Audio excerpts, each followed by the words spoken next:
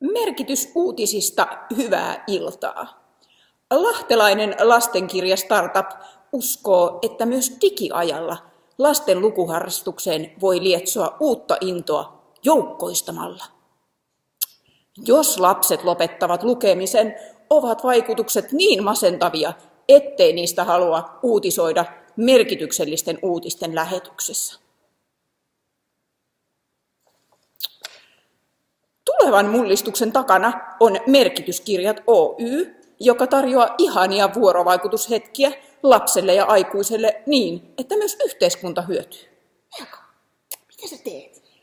Huuko, minä luen nyt uutisia, ei saa häiritä. Jokainen myyty merkityskirja tukee peräti 7 eurolla valittua järjestökumppania, joka työskentelee kirjan teeman maailmassa.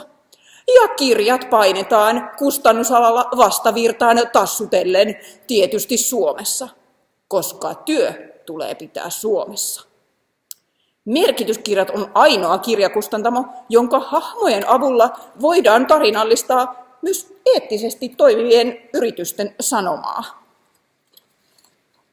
Muumit tai Koiramäen hahmot saa toki brändiä koristamaan isolla rahalla, mutta Pikkumyy tai Koiramäen Elsa eivät seikkaile brändiä tukevissa personoiduissa tarinoissa.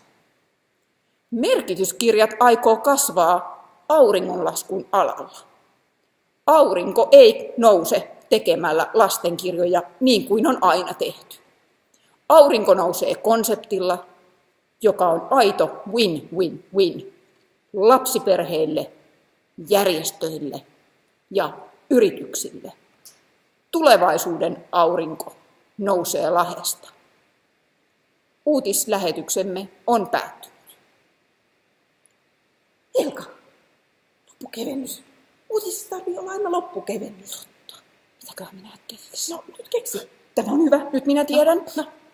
Uutislähetyksessä Helka Hidalmiinana ja Huuko Kissana näyttelivät yrittäjät itse, koska heillä ei ollut vielä varaa palkata ammattinäyttelijöitä. Hyvä.